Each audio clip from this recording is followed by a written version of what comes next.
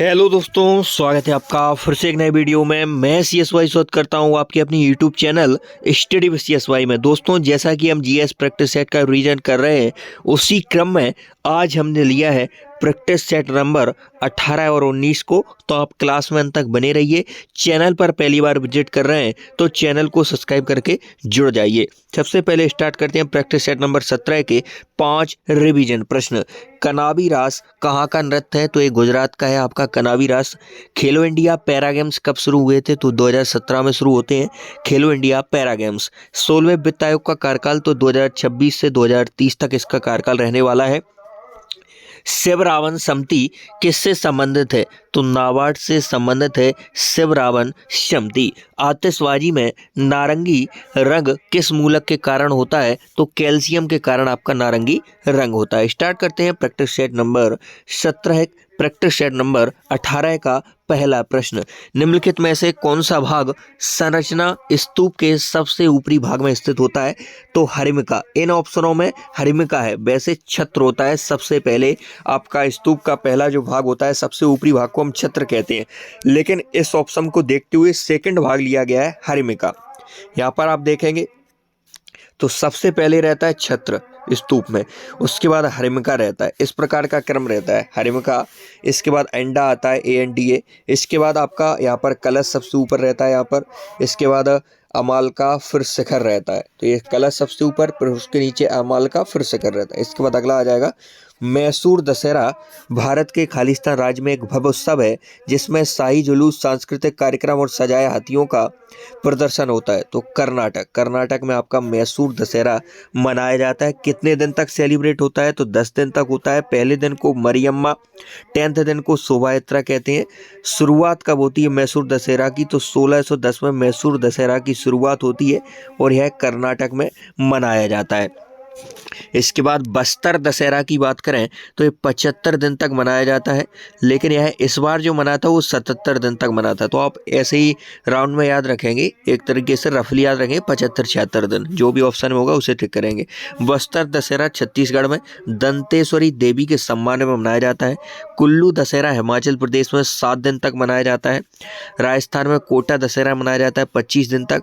सिलंगड़ दशहरा यह महाराष्ट्र का है। तो क्वेश्चन पूछा था मैसूर दशहरा जिसमें शाही जुलूस, सांस्कृतिक कार्यक्रम और सजाए गए हाथियों का प्रदर्शन होता है, कहाँ मनाया जाता है? तो कर्नाटक में मनाया जाता है।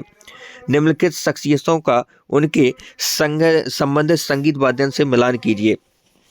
तो इसमें आप देखेंगे S बालाचंद्रन का नाम लिखा है, तो इनका संबंध है आपका बीड़ा से। S बालाचंद्रन का संबंध है बीड़ा से। इसके बाद हम बात करें अनुष्का शंकर की, तो इनका संबंध है आपका सितार से। और बचे आपके महाराज जी जो कि तबला से संबंधित है। तो किशन महाराज तबला से हैं, अनुष्का शंकर सितार से हैं, S बालाचंद्र बीड़ा से संबंधित हैं। अनइम्पोर्टेंट नाम जो आपकी एग्जाम की दृष्टि से अत्यंत महत्वपूर्ण है, विलायत खान का संबंध सितार से है, इन्हें हम आफ्ताब सितार के नाम से भी जानते हैं। अमजद अली खान यह सरोज से संबंध रखते हैं, इन्हें हम सरोज सम्राट भी कहते हैं। बुद्धादित्य मुखर्जी यह लंदन के हाउस में अपना जो परफॉर्मेंस करने वाले पहले संगीतकार थे, बुद्धादित्य मुखर्जी। बिस्मिल्लाह खां यह आपके लिए एग्जाम के लिए बहुत इंपॉर्टेंट है, शहनाई से संबंधित बड़ा नाम है बिस्मिल्लाह खान। इन्हें कोई भी पुरस्कार हो, चाहे भारत रत्न हो, आपका पद्म भूषण, पद्म श्री, तीनों पद्म अवार्ड इन्हें मिले हैं और भारत रत्न से भी इन्हें नवाजा गया है। इनकी हम बात करें तो भारत रत्न का मिला है बिस्मिल्लाह खान जी को, तो लता जी के साथ, लता मंगेशकर के साथ 2001 में बिस्मिल्लाह खान को भारत रत्न से नवाजा गया। 1947 में शहनाई इन्होंने बजाई थी। 26 जनवरी 1950 को भी इन्होंने शहनाई बजाई थी। ईरान में इनके नाम पर सभागार है। 1937 में इन्होंने सबसे पहले सार्वजनिक प्रदर्शन किया था बिस्मिल्लाह खान ने। तो बिस्मिल्लाह खान का नाम किससे संबंधित है? शहनाई से संबंधित है। ईरान में किसके नाम पर एक सभागार है? बिस्मिल्लाह खान के नाम पर सभागार है। तो S बालाचंद्र का संबंध है आपका बीड़ा से, S बालाचंद्र है बीड़ा से संबंधित। इसके बाद किशन महाराज तबला से हैं और सितार से अनुष्का शंकर का संबंध है। किस खेल में प्रतिभागियों को प्यूज लिस्ट कहा जाता है? तो प्यूज लिस्ट कहते हैं, मुक्केबाजी में प्रतिभागियों को प्यूज लिस्ट कहते हैं, प्यूज लिस्ट कहते हैं। इसका लैटिन नाम पंगिल या लड़ाकू है। किसका? मुक्केबाजी का लैटिन नाम पंगिल या लड़ाकू है। खेल के मैदान को हम रिंग कहते हैं, रिंग। रिंग किसके खेल का मैदान होता है? तो ये आपका किसका होता है? मुक्केबाजी का खेल का मैदान होता है, बॉक्सिंग का खेल का मैदान होता है। एप्रन, बिलो द बेल्ट, ऑर्डो डाउन्स, टो टू टो, जैव क्लिंच, इन सभी शब्दों का संबंध भी मुक्केबाजी से। एक खेल के दौरान एक मानक आइस हॉकी टीम में कितने खिलाड़ी होते हैं जब कोई ओवर टाइम या पेनल्टी ना हो? तो 6 खिलाड़ी होते हैं आपके मानस आइस हॉकी में। आइस हॉकी को ओलंपिक में कब शामिल किया गया? 1920 में। यह कहाँ का राष्ट्रीय खेल है? किस देश का राष्ट्रीय खेल आपका आइस हॉकी है? तो कनाडा। कनाडा का राष्ट्रीय खेल आपका आइस हॉकी है। इंटरनेशनल आइस हॉकी महासंघ में भारत कब बना? इसका सदस्य कब बना था इंटरनेशनल हॉकी महासंघ का? तो 1989 से भारत सदस्य है। इसके बाद जो खेल हैं उनमें महत्वपूर्ण खिलाड़ी, कितने खिलाड़ी होते हैं बार बार पूछे जाते हैं, उनको आप याद रखेंगे। हॉकी, फुटबॉल, क्रिकेट की बात करें तो इनमें 11 खिलाड़ी होते हैं। हॉकी हो, फुटबॉल हो, क्रिकेट हो, इन सभी में खिलाड़ियों की संख्या कितनी है?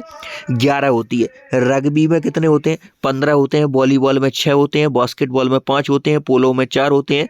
ब्रिज में 2 होते हैं। कबड्डी, नेटबॉल, वाटर पोलो में 7 होते हैं। कबड्डी, नेटबॉल, वाटर पोलो में 7 होते हैं। बेसबॉल, खो खो में 9 होते हैं। रग्बी लीग में 13 होते हैं। रग्बी में आपके 15 होते हैं। कपिल देव ने 1983 विश्व कप, तब प्रोडेशियम कप 83 के नाम से जाना जाता था, स्टेडियम में जीता था। मतलब जो इंडिया ने पहला अपना विश्व कप का खिताब जीता था, 2 बार की चैंपियन चली आ रही वेस्ट इंडीज टीम को हमने हराया था 1983 में। वह लॉर्ड्स का मैदान था, वहाँ पर हमने तिरंगा लहराया था। लॉर्ड्स के मैदान में वेस्ट इंडीज को हराया। इस समय हमारे कप्तान थे कपिल देव जी। कपिल देव जी इस समय कप्तानी कर रहे थे। तब इस जो विश्व कप हुआ था इसका नाम था प्रोडेशियल कप 83 के नाम से हम इसे जानते थे। तो 1983 में हमने वर्ल्ड कप पहला लिया था। किस टीम को हराया था? वेस्ट इंडीज को हराया था लॉर्ड्स के मैदान में। कोच थे PR मान सिंह। इसके बाद दूसरा विश्व कप हम लेते हैं 2011 में, महेंद्र सिंह धोनी की कप्तानी में वानखेड़े स्टेडियम में। चैंपियंस ट्रॉफी 2013 में बर्मिंघम इंग्लैंड में हम जीतते हैं। पहला T20 वर्ल्ड कप 2007 में हमने जीता था जोहान्सबर्ग में। युवराज के 6 सिक्स किंग्स मीड डरबन मैदान में लगाए थे युवराज जी ने 6 सिक्स। T20 वर्ल्ड कप 2024 में रोहित शर्मा हमारे कप्तान रहते हैं। साउथ अफ्रीका को हराती है हमारी टीम। किस्टन ओवल ब्रिज टाउन यह आपका मैदान होता है। तो कपिल देव ने कौन से मैदान में विश्व कप का खिताब जीता था इंडिया ने? लॉर्ड्स मैदान में। खालिस्तान ने फिल्म देवदास के प्रसिद्ध गीत गाए मोहे छोड़ दे बाजीराव मस्तानी के मोहे रंग दे लाल। मतलब यह पूछना चाहता है कि मोहे रंग दो लाल को कोरियोग्राफ किसने किया है? तो पंडित बिरजू महाराज ने मोहे रंग दो लाल को कोरियोग्राफ किया है। पंडित बिरजू महाराज का संबंध किस शास्त्रीय नृत्य से है? तो कथक से इनका संबंध है। पंडित बिरजू महाराज को पद्म विभूषण कब मिला? तो 1986 में पंडित बिरजू महाराज को पद्म विभूषण मिलता है। महत्वपूर्ण गाने जो आपके एग्जाम की दृष्टि से अत्यंत महत्वपूर्ण है। होगा तुमसे प्यारा कौन, इसे RD बर्मन ने लिखा है, जिनका मूल नाम पंचम दा है। संदेश से आते हैं सोनू निगम का है। तेरी मिट्टी B प्राक जी का है। ए वतन अरिजीत सिंह। मेरे देश की धरती सोना उगले महेंद्र कपूर। है प्रीत जहाँ की रीत यह भी महेंद्र कपूर का होने वाला है। संघ लोक सेवा आयोग UPSC की स्थापना भारत के संविधान में किस अनुच्छेद के तहत की गई है? तो UPSC union public service commission यह अनुच्छेद 315 में आता है। UPSC हो या स्टेट PSC दोनों आपके 315 के अंतर्गत ही आते हैं। अखिल भारतीय सेवा 312 आर्टिकल में है।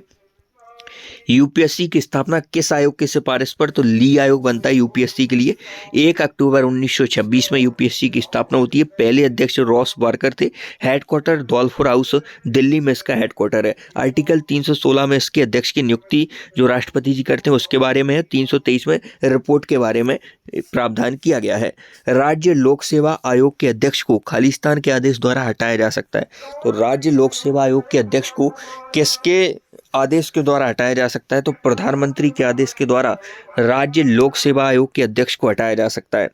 आर्टिकल 315 2 या 2 से स्टेट एक लोक सेवा आयोग हो सकता है। 2 या 2 से मतलब 2 से राज्यों का एक लोक सेवा आयोग हो सकता है। 2 से अधिक राज्यों का भी एक लोक सेवा आयोग हो सकता है। आर्टिकल 315 यह आपका प्रावधान करता है जॉइंट स्टेट का। राष्ट्रीय मानवाधिकार आयोग के अध्यक्ष का कार्यकाल क्या होता है? तो 3 वर्ष आपके राष्ट्रीय मानवाधिकार आयोग के अध्यक्ष का कार्यकाल होता है। NHRC हम जिसे हम बोलते हैं नेशनल ह्यूमन राइट्स कमीशन। इसके बाद बात करें हम, जो राष्ट्रीय मानवाधिकार दिवस है वह कब मनाया जाता है, तो ये 10 दिसंबर को सेलिब्रेट किया जाता है। राष्ट्रीय मानवाधिकार आयोग 12 अक्टूबर 1993 में इसका गठन होता है। हेडक्वार्टर नई दिल्ली में है। पहले अध्यक्ष रंगनाथ मिश्रा, वर्तमान में BR सुब्रमण्यम किसके अध्यक्ष हैं, राष्ट्रीय मानवाधिकार आयोग के अध्यक्ष हैं। सदस्य एक अध्यक्ष होता है, 5 पूर्णकालिक और 7 डीम्ड सदस्य होते हैं। नियुक्ति किसके द्वारा, तो राष्ट्रपति के द्वारा इसकी नियुक्ति की जाती है। किस मंत्रालय के अधीन आता है, तो गृह मंत्रालय के अधीन आता है। सिद्धांत सर्वे बंधु सुखना का सिद्धांत रहता है। मानवाधिकार परिषद 15 मार्च 2006 में इसका गठन होता है। वैधानिक निकाय है यह। तो राष्ट्रीय मानवाधिकार आयोग के अध्यक्ष का कार्यकाल क्या है, 3 वर्ष होता है। मुस्लिम लीग की स्थापना निम्नलिखित में से किस वर्ष में हुई थी, तो 1906 में ढाका में स्थापना होती है मुस्लिम लीग की। सलीम अल्लाह और आगा खां इसकी स्थापना करते हैं। पहला सम्मेलन 1907 में मुस्लिम लीग का कराची में होता है। इसे भंग 14 अगस्त 1947 में मुस्लिम लीग होती है। 2 राष्ट्र सिद्धांत मुस्लिम लीग 1940 में लाहौर अधिवेशन में देती है। पाकिस्तान दिवस 23 मार्च 1943 को मनाया जाता है। डायरेक्ट एक्शन डे प्रत्यक्ष कार्रवाई दिवस 16 अगस्त 1946। मुक्ति दिवस 22 मार्च 1939। जिन्ना मुस्लिम लीग से कब जुड़ा, 1913 में जुड़ा। जिन्ना 14 सूत्रीय फार्मूला कब दिया जिन्ना ने, तो 1929 में दिया। तो मुस्लिम लीग की स्थापना किस वर्ष में हुई थी, 1906 में हुई थी। कहाँ हुई थी, ढाका में हुई थी, सलीमुल्लाह और आगा खां के द्वारा। इसके बाद अगला प्रश्न आ जाता है, किस वर्ष में हिंदू महासभा की स्थापना मुस्लिम कट्टरवाद की प्रतिक्रिया के रूप में हुई थी, तो 1915 में हिंदू महासभा की स्थापना मुस्लिम कट्टरवाद की प्रतिक्रिया के रूप में हुई। स्थापना MN मालवीय ने की। पहला सम्मेलन 1915 में हरिद्वार UK में उसका होता है। सत्यमेव जयते इसका ध्येयवाक्य है। पहले सम्मेलन के अध्यक्ष आपके महाराजा मणिचंद्र नंदी थे। मराठी समाचार पत्र केसरी के संपादक कौन थे, तो बाल गंगाधर तिलक मराठी समाचार पत्र केसरी के संपादक थे। 1881 में यह प्रकाशन करते हैं। मराठा समाचार पत्र का भी प्रकाशन 1881 में अंग्रेजी भाषा में बाल गंगाधर तिलक के द्वारा ही किया जाता है। तो केसरी समाचार पत्र किसका था, यह था आपका बाल गंगाधर तिलक का। कौन सी भाषा का था, यह मराठी भाषा का था। और इसका प्रकाशन कब होता है, तो 1881 में होता है। एक मराठा अखबार अंग्रेजी भाषा में भी इनके द्वारा निकाला गया था 1881 में ही। अब प्रमुख पत्रिकाओं की बात करें तो नवजीवन, यंग इंडिया है महात्मा गांधी की है। कॉमरेड मोहम्मद अली जिन्ना की है। अमृत बाजार घोष की है। नेशनल हेराल्ड जवाहरलाल नेहरू की है। इसके बाद युगांतर वीरेंद्र कुमार घोष की है। हिंदू MG रानाडे की है। बंगाली सुरेंद्रनाथ बनर्जी। बंदी जीवन सचिन सान्याल की है, जिसे हम क्रांतिकारियों का बाइबल भी कहते हैं, क्रांतिकारियों की बाइबल। हिंदुस्तान MM मालवीय की है, मदन मोहन मालवीय की है। ऐसे डांगवी की आपकी सोशलिस्ट है। पृथ्वी पर ज्वालामुखी विस्फोट होने पर उद्गीर्ण सामग्री सामान्यतः तरल चट्टान के रूप में निकलती है, जिसे कहते हैं, तो उसे हम कहते हैं लावा। अब प्रमुख ज्वालामुखी की हम बात करें तो बैरन, जो सक्रिय ज्वालामुखी एकमात्र भारत का अंडमान निकोबार द्वीप में स्थित है। नारकोंडम सुसुत ज्वालामुखी अंडमान निकोबार द्वीप में है। स्ट्रोम्बोली इटली में है। मेरोपी इंडोनेशिया में है। किलायू हवाई द्वीप USA में है। विसुवियस इटली, यह एटना भी आपका इटली में है। विसुवियस भी इटली में है। फ्यूजीलामा या जापान में। कोटोपेक्सी इक्वाडोर में है। तो कोटोपेक्सी ज्वालामुखी इक्वाडोर में है। फ्यूजियामा या आपका जापान में है। बैरन सक्रिय ज्वालामुखी अंडमान निकोबार में। नारकोंडम सुसुत ज्वालामुखी अंडमान निकोबार में। स्ट्रोम्बोली इटली में है। मेरोपी इंडोनेशिया में। किलाऊ हवाई द्वीप USA में है।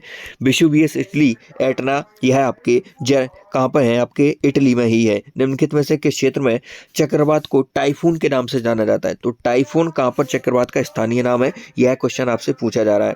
तो जापान और चीन में यहाँ पर टाइफून के नाम से चक्रवात को जाना जाता है। हरिकेन USA में कहते हैं। बिलीबिली ऑस्ट्रेलिया में। टॉर्नेडो USA में। कौन सा सागर अफ्रीका को अरब प्रायद्वीप से अलग करता है, तो लाल सागर आपका अफ्रीका को अरब प्रायद्वीप से अलग करता है। अलास्का और रूस को बेरिंग सागर अलग करता है। बेरिंग जल संधि अलास्का रूस के बीच है। ग्रीनलैंड कनाडा और डेविस के बीच है। इंग्लैंड और फ्रांस के बीच आपकी डावर जल संधि है। ग्रीनलैंड और कनाडा के बीच डेविल जल संधि है। अलास्का रूस के बीच बेरिंग जल संधि है। ओमान और ईरान के बीच हार्मुज जल संधि है। स्पेन और मोरक्को के बीच जिब्राल्टर जल संधि है। इसके बाद हम बात करेंगे अफ्रीका को अरब प्रायद्वीप से अलग कौन करता है, तो लाल सागर करता है। WPI का पूर्ण रूप क्या है, तो होलसेल प्राइस इंडेक्स, यह WPI का पूर्ण रूप है। PPI का प्रोड्यूसर प्राइस इंडेक्स है। CPI का कंज्यूमर प्राइस इंडेक्स है। NEIA national export insurance account यह NEIA का पूर्ण रूप है। IMPS का इमीडिएट पेमेंट सर्विसेज। मौद्रिक नीति का सामान्य लक्ष्य को खालिस्तान सुनिश्चित करना है, तो सामान्य लक्ष्य अर्थव्यवस्था में मूल्य स्थिरता को सुनिश्चित करना है। फोटोग्राफी में निम्नलिखित में से किसका प्रयोग किया जाता है, तो सोडियम थायोसल्फेट का प्रयोग किया जाता है फोटोग्राफी में। सोडियम थायोसल्फेट का, सोडियम बाइकार्बोनेट का फॉर्मूला क्या है, तो NaSCO3, यह आपका सोडियम बाइकार्बोनेट का फॉर्मूला है। Na2H2O3 यह सोडियम थायोसल्फेट का है, फिक्सर का कार्य करता है। लास्ट क्वेश्चन यहाँ पर प्रैक्टिस सेट नंबर 18 का, स्त्रियों की नसबंदी को क्या कहते हैं, तो स्त्रियों की जो नसबंदी होती है जब उनका फेलोपियन ट्यूब को यहाँ पर ब्लॉक किया जाता है, बांध दिया जाता है, उसके बाद बच्चे नहीं होते हैं, तो ट्यूबेक्टोमी कहते हैं स्त्रियों की नसबंदी को। और पुरुष नसबंदी को कहते हैं बेसेक्टोमी। तो यहाँ तक हमने बड़े अच्छे तरीके से प्रैक्टिस सेट नंबर 18 का रिवीजन किया। अब हम पढ़ने वाले हैं प्रैक्टिस सेट नंबर 19 की ओर। उससे पहले मैं आपको बता दूं कि आप चैनल पर पहली बार विजिट कर रहे हैं स्टडी विद CSY पर, तो आप चैनल को सब्सक्राइब करके जुड़ जाइए। प्रैक्टिस सेट नंबर 19 को स्टार्ट करते हैं। उससे पहले प्रैक्टिस सेट नंबर 18 के 5 रिवीजन प्रश्न। बेसबॉल गेम्स में कितने खिलाड़ी होते हैं, तो 9 होते हैं। पंचमदा किस भारतीय संगीतकार का उपनाम है, तो RD बर्मन का है। UPSC की स्थापना किस आयोग पर, ली आयोग के। स्ट्रोम्बोली ज्वालामुखी कहाँ स्थित है, तो इटली में है। स्ट्रोम्बोली कहाँ पर है, इटली में है। CPI का पूर्ण रूप आपका क्या है, तो कंज्यूमर प्राइस इंडेक्स है। स्टार्ट करते हैं प्रैक्टिस सेट नंबर 19 का पहला प्रश्न। किस मणिपुरी नृत्य विशेषज्ञ ने इम्फाल में महिलाओं के लिए गोविंद जी नृत्यलालय नृत्य विद्यालय की स्थापना की थी, तो गुरु विपिन सिंह ने इम्फाल में किसकी स्थापना की थी, गोविंद जी नृत्यलालय की स्थापना की थी। तो गुरु विपिन सिंह का संबंध मणिपुरी नृत्य से है। उपाधि इन्हें हंजावा दी थी मणिपुर के राजा ने। मणिपुरी नृत्य का जनक कैसे कहा जाता है, गुरु विपिन सिंह को। जवाहरलाल नेहरू मणिपुरी नृत्य अकादमी इम्फाल 1954 में स्थापना होती है। कदम नृत्य केंद्र 1964 में कुमुदनी लखलिया के द्वारा स्थापना की जाती है, जो कथक से इंपॉर्टेंट नाम है। कुमुदनी लखिया का संबंध किससे है, कथक से है। कदम नृत्य केंद्र 1964 में स्थापना करती है कुमुदनी लखिया। कला क्षेत्र फाउंडेशन की स्थापना 1936 में रुक्मणी देवी अरुंडेल के द्वारा, यह भरतनाट्यम से संबंधित है। सृजन विद्यालय 1993 में केलू चरण महापात्रा के द्वारा स्थापना की जाती है। और सन 2000 में पद्मश्री से नवाजा जाता है किसे, केलू चरण महापात्रा को। ओडिसी नृत्य से यह संबंधित है। नृत्य भारतीय कथक अकादमी 1947 में रोहिणी भाटे के द्वारा स्थापना की जाती है। संस्कृति सहकर कोलकाता 1995 में स्थापना होती है। रानी कर्ण के द्वारा कथक से रिलेटेड नाम है। Yamini Krishnamurthy Yamini school of dance की स्थापना 1990 में करती हैं। तो कुमुदनी लखिया का संबंध किससे है, कथक से है। कदम नृत्य केंद्र की स्थापना 1964 में करती हैं। सुरेखा पुणेकर भारतीय राज्य महाराष्ट्र की एक लावड़ी नृत्यांगना है, तो लावड़ी से संबंधित है सुरेखा पुणेकर का नाम। संध्या माने का संबंध भी लावड़ी से। लावड़ी की क्यून किसे कहा जाता है, क्यून ऑफ लावड़ी सुलोचना चौहान को कहा जाता है। पद्मश्री ने 2022 में दिया गया। इसके बाद रामदयाल शर्मा नौटंकी से संबंधित नाम है, यूपी से नौटंकी का रिलेशन है, यूपी का लोक नृत्य है नौटंकी। रासलीला भी यूपी का है। रामदयाल शर्मा को पद्मश्री 2022 में मिला है। राम साहेब पांडे राय नृत्य के प्रतिपादक हैं, जो कि मध्य प्रदेश का है। पद्मश्री 2022 में इन्हें भी मिला है। पद्मश्री 2024 में छऊ नृत्य से संबंधित नेपाल चंद्र सूत्रधार को भी मिला है। अर्जुन सिंह धुर्वे बैगा से संबंधित हैं, 2022 में पद्मश्री। पद्म विभूषण 2019 में तीजन बाई को पंडवानी से संबंधित है, जो कि छत्तीसगढ़ का है।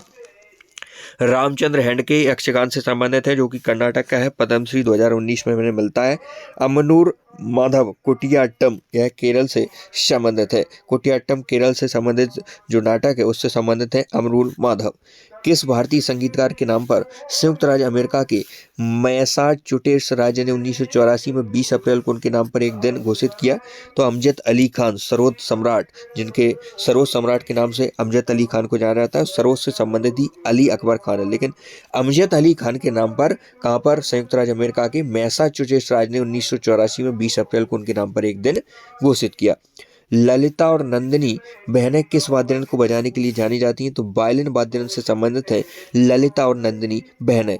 सरोद से एकमात्र महिला विदुषी शरण रानी का पहले नाम आता था, लेकिन अब तो बहुत सारी महिलाएं सरोद वादन करती हैं।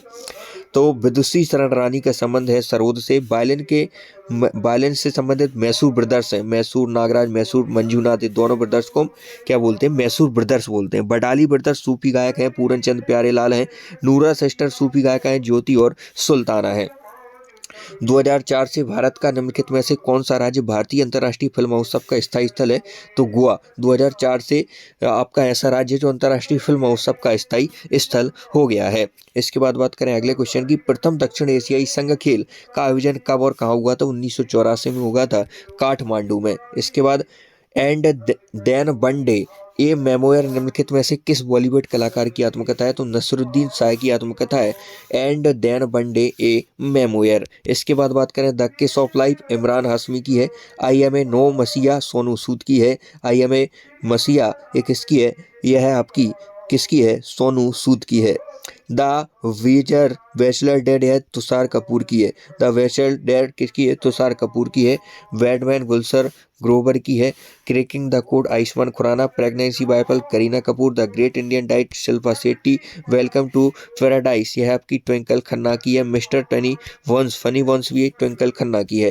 निम्नलिखित में से कौन केंद्र में सार्वजनिक कर्मियों की भर्ती और सेवा की शर्तों से संबंधित विवादों में भाग लेने के लिए जिम्मेदार है?